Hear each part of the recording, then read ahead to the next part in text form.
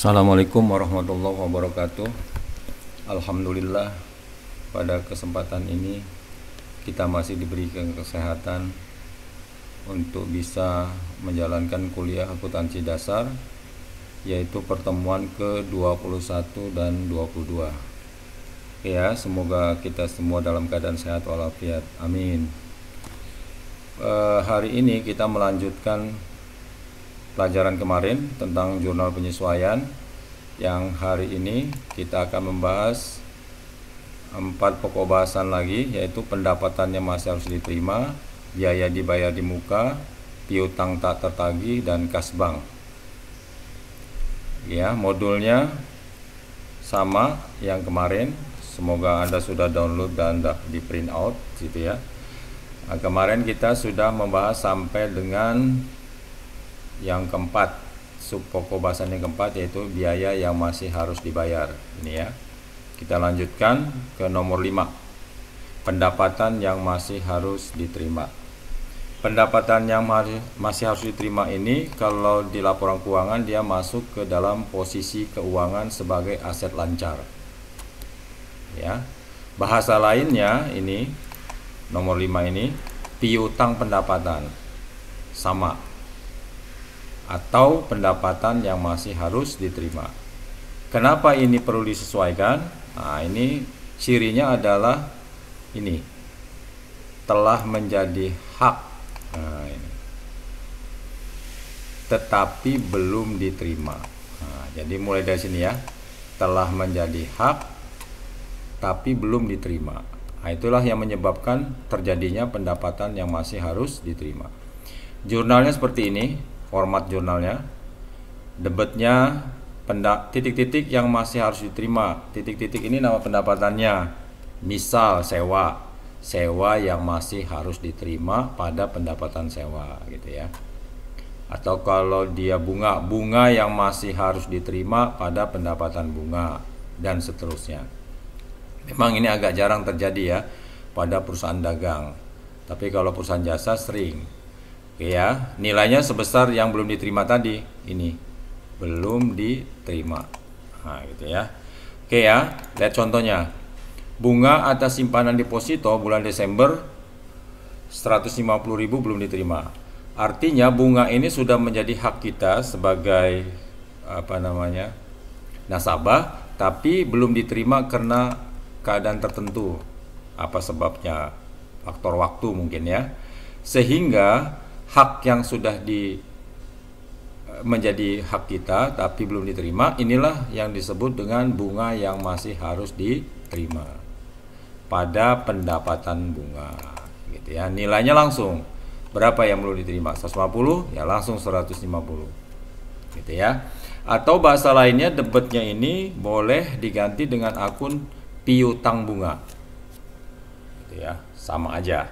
Tapi kalau Anda menggunakan harus konsisten. Artinya kalau menggunakan yang masih harus diterima, maka untuk yang lainnya yang serupa kita gunakan juga yang masih harus diterima. Jadi kalau terjadi sewa, misalkan sewa yang masih harus diterima pada pendapatan sewa, atau piutang sewa pada pendapatan sewa. Jadi kalau sewa ya, oke ya. Saya rasa yang ini sederhana gitu aja. Kita lanjutkan ke nomor 6. Nah, ini yang sering jadi masalah, yaitu biaya dibayar di muka. Nah, perhatikan ya baik-baik. Kalau AJP yang nomor 6 ini sudah bisa dimengerti dengan baik, pada dasarnya ayat jurnal penyesuaian secara umum sudah dikuasai ya. Karena biasanya di sini yang buat masalah sebagian orang, sebagian mahasiswa ya. Apa saja yang masuk ke dalam biaya di muka, bayar di muka umumnya adalah iklan, sewa, apalagi asuransi. Biasanya 3 ini kita melakukan transaksinya dibayar di muka.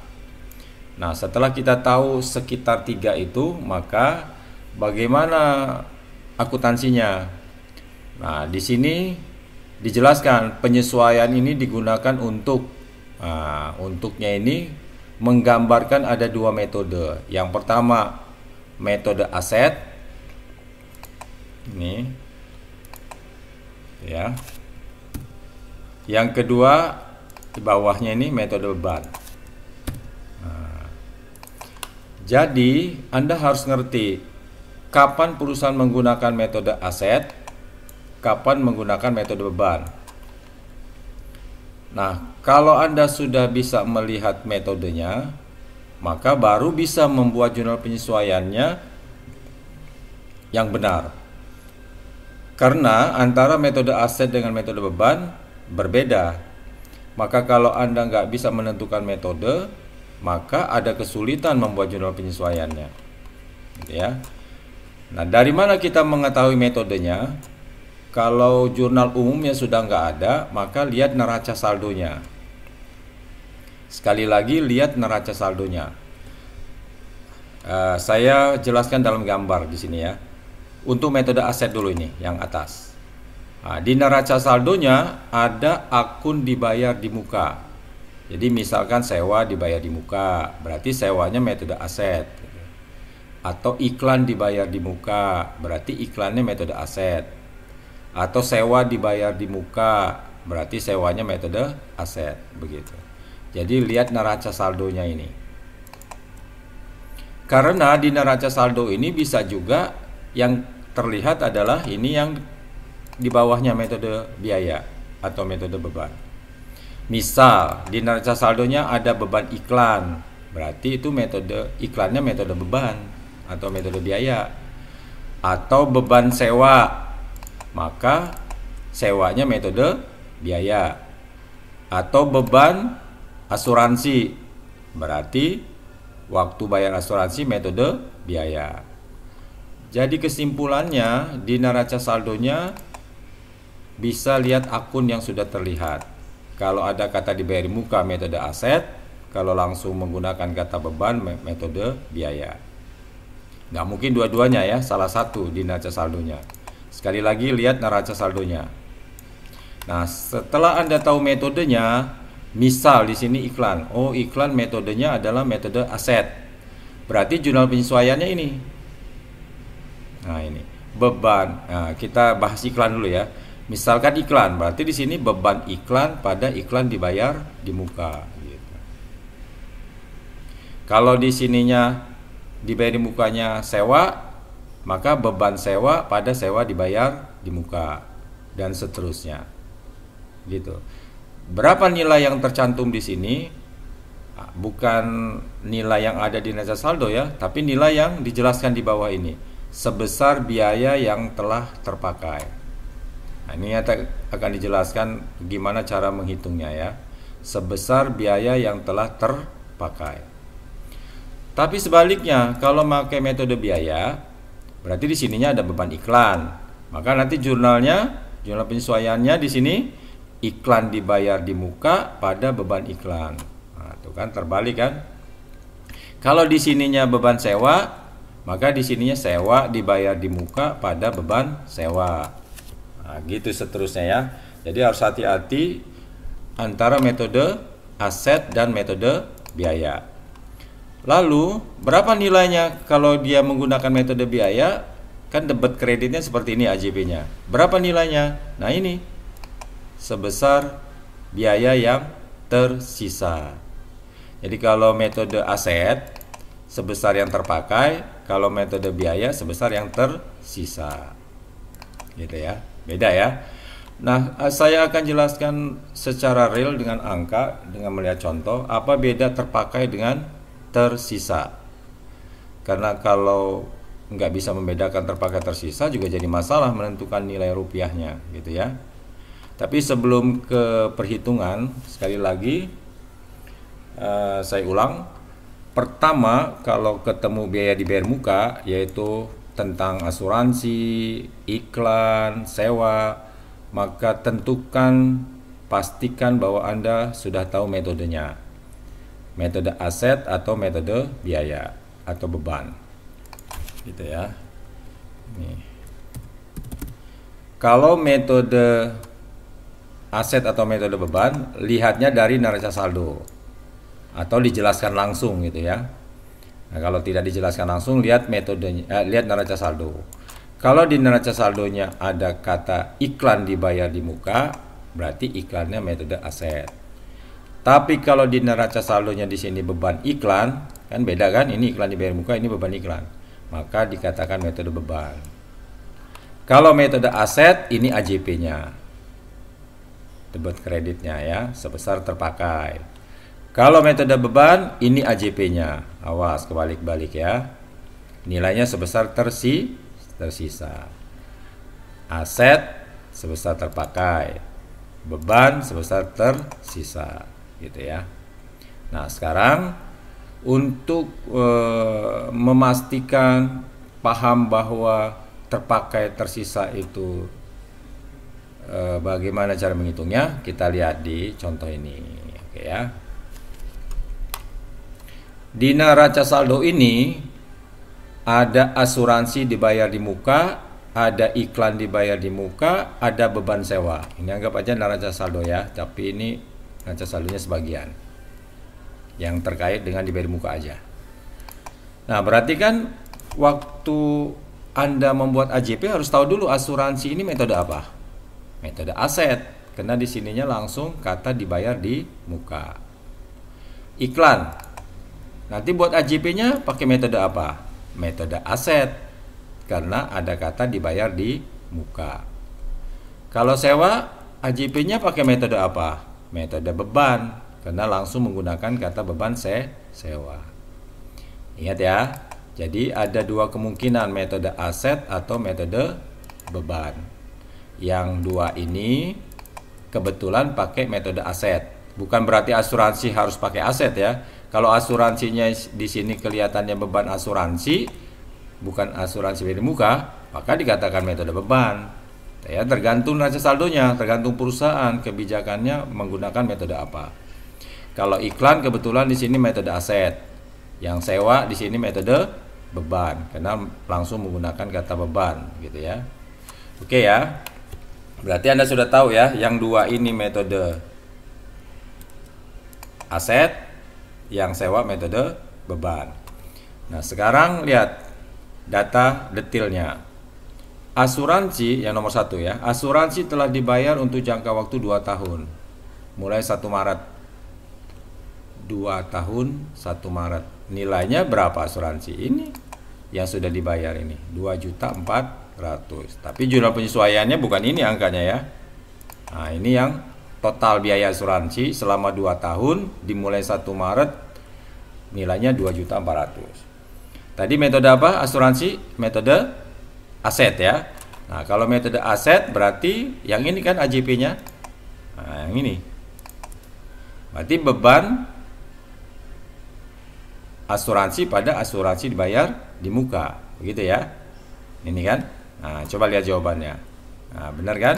Beban asuransi pada asuransi dibayar di muka. Nilainya lihat 1 juta, bukan 2.400.000 ya.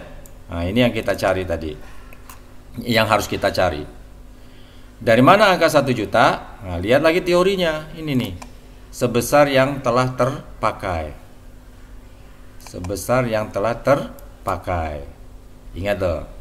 Metode aset sebesar yang terpakai. Nah, sekarang perhatiin di sini. Yang terpakai berapa bulan? Kalau kita perhatikan dari 1 Maret, ini kan mulai 1 Maret ini, ke 31 Desember, ke 31 Desember. Kenapa 31 Desember? Karena tutup buku kan. Nah, dari sini ke sini, nah Anda hitung berapa bulan.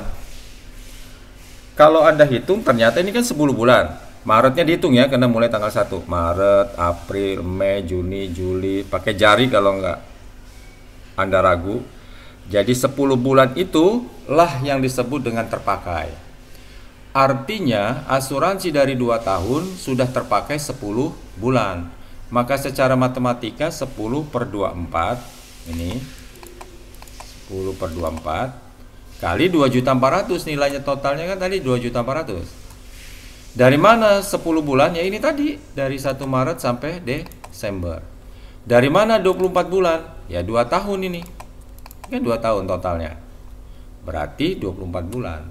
Karena kalau satuannya bulan, di bawahnya juga harus bulan. Artinya tahun dijadikan bulan. Berarti 10 per 24 kali 2.400.000 berarti sudah terpakai selama 1 bulan adalah 1 juta. Gitu ya. Ingat ya, karena metode aset sebesar yang terpakai. Yang terpakai adalah mulai bayar sampai tutup buku. Mulai bayar sampai tutup buku. Nah, gitu ya. Oke, 10 bulan ya.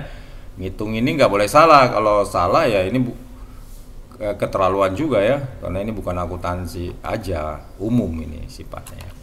Sekarang yang nomor 2, iklan. Iklan ini kan metode aset juga kan? Nah, berarti kan debetnya beban iklan pada iklan dibayar di muka. Gitu kan, sesuai dengan teorinya yang ini. Nah, gitu ya. Nah, kalau sudah tahu debit kreditnya sebesar berapa nilainya? Ya sama, kalau metode aset kan sebesar terpakai. Terpakainya berapa? Nah, perhatiin datanya. Iklan untuk 10 kali. Sudah terbit, telah terbit 4 kali. Berarti sudah terpakai 4 kali. Gitu. Kalau iklan. Kalau masalah penerbitan berarti yang sudah terbit sudah terpakai. Berarti secara matematika 4 per 10. Nah, ini matematikanya. Ngitungnya. 4 per 10 kali 800 total iklannya ini di neraca saldo, ya kan? Berarti kalau dicari hasilnya adalah 320. Artinya kalau dimengerti, iklan yang sudah terpakai dari 800.000 sudah terpakai 320, gitu ya. Jadi dari mana angka 4, dari mana angka 10 sudah dijelaskan dalam data.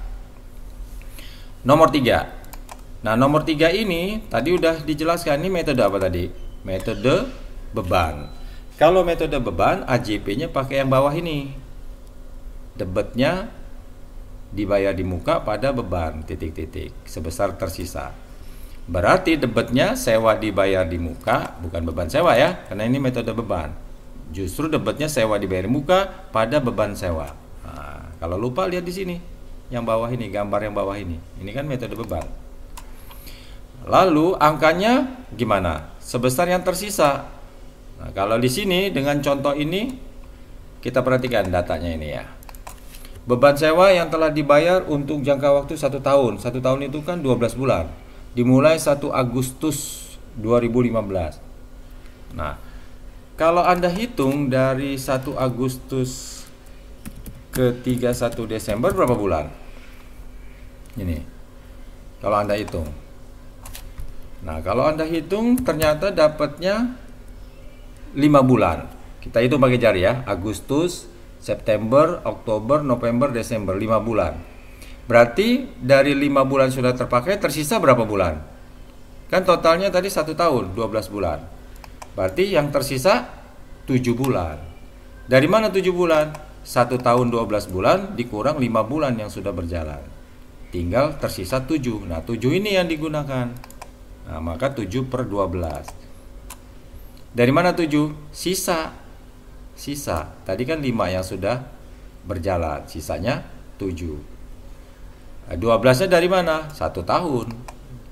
Kalau 2 tahun ya 24. Gitu ya. Terus kalau Anda tanya, kenapa Pak yang 7-nya bukan yang 5-nya? Karena metodenya metode beban. Jadi terkait semua tuh. Kalau Anda nggak tahu metode beban atau metode aset, jadi masalah memang. Jadi kenapa 7 bukan 5? Karena metode beban. Kalau metodenya aset baru yang 7. Nah, itu yang harus hati-hati. Ya, oke. Kenapa 7? Karena metode beban. 7 itu apa? Sisa. Dari mana sisa? Ini. Anda hitung dulu yang terpakai 5 bulan dapatnya, berarti sisanya dari 12 adalah 7 kali 600 totalnya. Dapatlah angka 350. Nah, jadi sangat penting Anda tahu metode. Kalau enggak, akhirnya tebak-tebakan. Bisa salah. Jadi kapan yang 7, kapan yang 5, nah, kan jadi masalah kalau nggak tahu metode. Oke ya. Nah, coba Anda renungkan sebentar. Kalau ada pertanyaan di sini silakan, gitu ya. Selanjutnya nomor 7. Penaksiran piutang tak tertagih.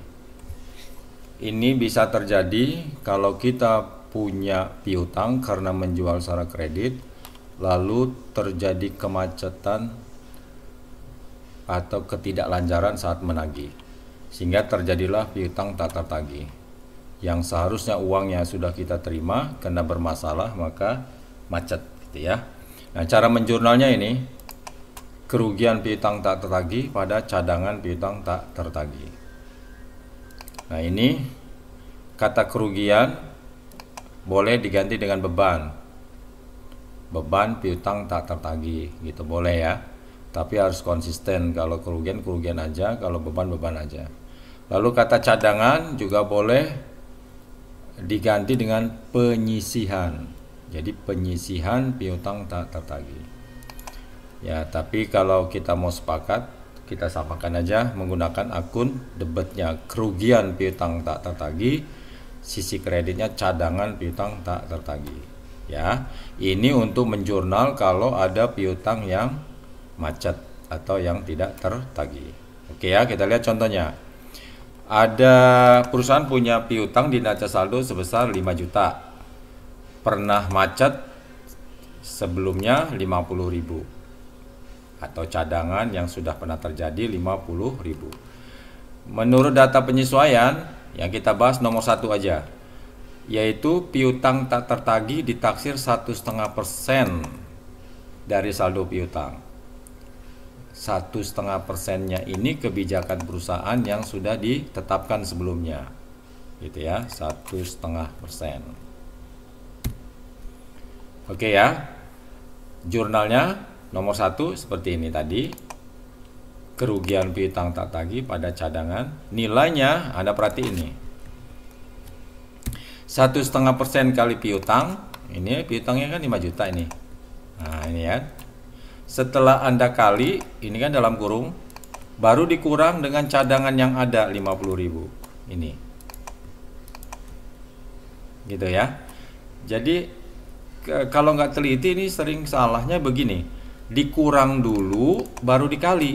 Nah, itu yang salah. Dikali dulu baru dikurang. Jadi dikali dulu. Nah, ini kan setelah dikali hasilnya 75, ini dikurang 50.000. Hasilnya 25. Berbeda kalau Anda kurang dulu baru dikali, tentu nggak 25.000 hasilnya gitu ya. Nomor 2 nggak usah kita bahas, nanti di akuntansi menengah untuk piutang ini lebih detail yang kita bahas.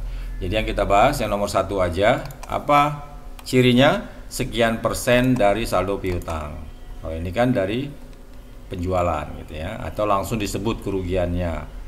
Nah, tapi yang sering kita bahas adalah yang nomor 1. Kalau nomor 2 malah lebih enak sebenarnya, kerugian piutang tertagih diperkirakan 30.000. Jadi sudah diketahui kan kerugiannya, maka ya langsung aja. Jurnalnya sama aja nomor 1 dengan nomor 2. Tapi kebijakan perusahaan menggunakan nomor 1 atau nomor 2? Umumnya nomor 1 gitu ya, ditentukan persentasenya.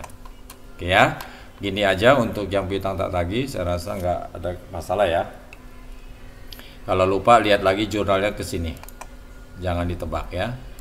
Terakhir yang mau kita bahas hari ini adalah penyesuaian saldo kas di bank dengan rekening koran. Rekening koran ini adalah catatan yang dibuat oleh bank yang dikirim ke perusahaan tentang mutasi saldo rekening kita yang ada di bank ya. Anggap aja buku tabungannya lah gitu ya. Oke ya. Ini bisa terjadi penyesuaian ini, kas bank ini, kalau perusahaan punya simpanan di bank. Nama simpanannya adalah simpanan giro. Oke, namanya adalah simpanan giro. Maka kalau kita punya simpanan giro, maka tiap bulan bank mengirim rekening koran tentang uang kita gitu ya. Masuk berapa, keluar berapa, tersisa berapa. Nah, kita lihat contoh di sini. Kas di tangan ada 5 juta, kas di bank ada 755 jutaan. Yang mau kita bahas kas di banknya ya. Kas di tangan nggak perlu. Data penyesuaian menunjukkan bahwa laporan dari rekening koran BRI berupa salinan rekening koran menunjukkan saldo 762 juta. Kan berbeda ini dengan ini. Nah, kan berbeda. Menurut catatan perusahaan, uang kita yang ada di bank segini, menurut bank 762. Perbedaan inilah yang menyebabkan penyesuaian kas bank. Tapi ini lebih detailnya kita bahas di akuntansi menengah ya. Judulnya rekonsiliasi bank. Sabar, nanti di akuntansi menengah kita bahas lebih detail. Sementara kita bahas sederhananya dulu. Selisih dengan catatan perusahaan disebabkan perusahaan dikenakan beban administrasi bank, biasalah ini kan, 15.000. Dan memperoleh jasa giro atau pendapatan bunga, bahasa lainnya 6.680. Jadi ada dua data ya. Kalau yang ini nggak Anda perhatikan nggak apa-apa ini. Ini Anda delete aja nggak apa-apa ini. Nah gitu. Nggak ngaruh ya. Yang harus Anda perhatikan adalah penyebab selisihnya. Jadi mulai kata selisih. Nah ini yang Anda harus baca dengan hati-hati. Mulai dari kata selisih. Karena ini penyebabnya. Selisih dengan catatan perusahaan disebabkan karena adanya beban administrasi bank 15.000 dan dapat jasa giro pendapatan bunga seperti layaknya kita menabung 6 jutaan. Maka jurnalnya adalah kas di banknya debit ini sebesar 6 jutaan, selisih dari 15.000 dengan 6 juta. Beban administrasi kita debitkan 15.000 sesuai dengan datanya ini. Pendapatan bunga kita kreditkan sesuai dengan datanya 6 juta. Ini jasa giro. Nah, selisihnya supaya seimbang kita letakkan di debit kas di banknya 6.665. Jadi bisa jadi kas di banknya ini nggak didebet kalau bebannya lebih besar daripada pendapatan bunga. Tapi normalnya pasti pendapatan bunga lebih besar. Maka supaya seimbang kas banknya letakkan di sisi debit sebesar selisihnya. Jadi ini terakhir ngisinya. Gitu ya, kas bank. Yang Anda isi dulu beban ada di debit, pendapatan ada di kredit, baru kasnya letakkan di debit. 6.665 atau selisihnya. Gitu ya. Nah, ini nanti di akuntansi menengah penyebabnya tentu banyak, nggak hanya dua ya. Di sini cuma dua. Tapi kalau di akuntansi dasar kita bahas sederhananya saja. Nanti lebih detailnya di akuntansi menengah. Kalaupun mau ditambah di akuntansi dasar satu lagi penyebabnya. Selain beban administrasi, jasa giro, satu lagi adalah inkaso, tagihan. Jadi penyebabnya hanya 3 maksimal kita bahas. Tapi di sini contohnya cuma 2, beban, jasa giro, gitu ya. Jadi angka ini yang disebutkan di sini dengan angka di sini sementara dihiraukan. Mulai kata selisih Anda baca dengan teliti. Nah, ini dia ya. Oke. Nah, 4 pokok bahasan ini saja, nanti lebih detailnya lain-lainnya kita bahas di pertemuan berikutnya. Dan tentu saja kita ulang-ulang dulu, nggak langsung beranjak ke bab berikutnya ya.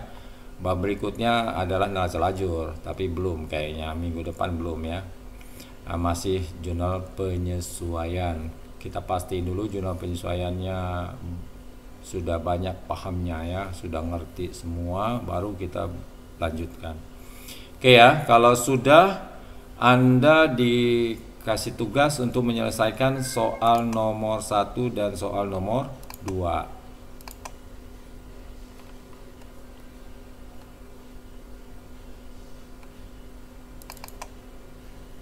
Nanti saya upload soalnya, ini dia ya. Nanti saya upload judulnya soal 2 dan 3 ayat jurnal penyesuaian lanjutan gitu ya. Soal 2 dan soal 3, karena soal 1 kan dibahas sudah kemarin ya, yaitu PT Sinar Utama nomor 2 dan nomor 3 PT Sejahtera. Nah, khusus yang biru-biru ini, yang saya birukan ini, mulai sini ya, nomor 6 ya, soal 2.6 maksudnya. Nah, ini di luar konteks jurnal penyesuaian semata ya, ada jurnal koreksinya. Ini pembahasannya mungkin saya bantu besok gitu ya. Nanti saya bantu yang ini, cara menyelesaikannya ya, tersendiri. Kalau Anda bisa duluan ya nggak apa-apa, lebih bagus ya. Terus yang nomor 3 yang saya birukan ada 4 nih. Nomor 4, poin 4 ya, poin 7 dengan poin 8. Nah, ini hal yang agak-agak gitu ya. Kesulitannya agak tinggi, maka akan dijelaskan lebih lanjut untuk 4, 7, 8 di soal nomor 3. Jadi Anda kerjakan dulu yang di luar biru-biru ini ya. Tapi nomornya jangan dirubah, jadi 1, 2, 3 langsung 5 gitu ya. Semuanya sudah kita bahas, tapi nanti kalau ada masalah kita bicarakan lagi ya. Oke, sementara gitu dulu. Nanti kita lanjutkan di pertemuan berikutnya. Assalamualaikum warahmatullahi wabarakatuh.